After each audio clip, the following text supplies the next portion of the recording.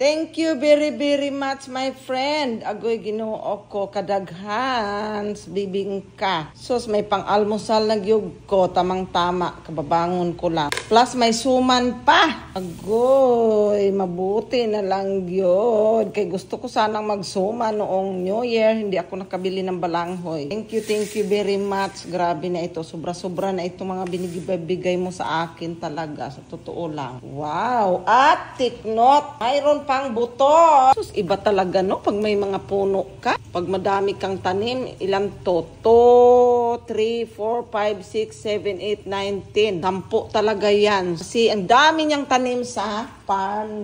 Thank you very much, my friend. Mga gutom na sila. Okay, I give you food, ha?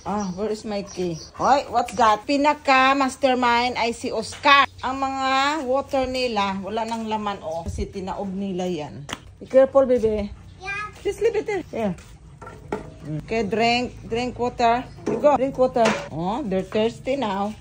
Nangauhaw sila. Oh, look at Peter. He want water. Yeah. How nauhaw sila. Buong maggabi sila walang inom. Kasi nga, pinagtatapon. Babasain lang siya ng water para, hindi matigas. Yan talaga yung ginagawa namin sa kanila. Pinahirapan silang kumain. Kailangan may basa ba. Okay, this one for Peter. Hang on. I would give for Peter. Peter, you give for Peter. Okay, give for Peter. Oscar, come here. Oscar, come. Peter's nothing. Oscar, Din, yung dalawa. Ayan yung aking garden dito banda.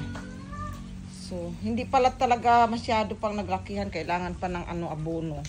Bibili nga ako ng abono mamaya. Ito yung aking, labanos. Lumalaki na siya in fairness, no? Tapos yung kamatis ko, ito lang yung hindi gumanda. Kailangan talaga ng abono. Itong halaman ko, itatanim ko to sa indoor.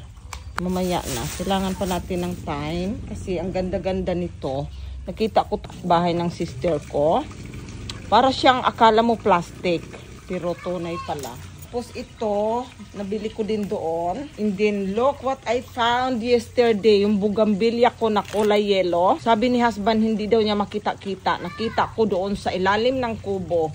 Talagang pinatay nila talaga. Sana makasurvive ito. Tingnan natin. At saka ito, ito yung orange. Talagang grabe ang mga alaga. Hayop. Wala naman tayong magawa kasi mga tuta nga. Binagngangat-ngat. Ayun nga nakasurvive ang aming money tree. So far talagang, tingnan nyo guys, ang aking kaya pala siya parang mamamatay na kasi parang na siya, time to harvest. Yesterday nga, parang, tingnan natin, bubunutan natin ha. Ayan, ang laman niya. See? So time to na siya, talang ready na for harvesting. Hindi lang ganun kadami yung laman. Ayan Ayan ang laman guys sa ating peanut. Wow, look at that. Kailangan pa rin talaga ng abono. So, kasi nga, ayan na ang laman Kakainin ko to na hilaw. Tapos yan ang carrot. Ayan, binuhat namin yan kagabi. Super bigat. Ay, doon mo sa init yan, Sampay Kathleen. Sayang ang init Hindi, sa pader yan. Break it time na mga kainday. Ayan na, nag-init ako ng 2 bibingka. What is At that? isang suman. Bibingka, bibi. Siyempre, with matching coffee and fruits.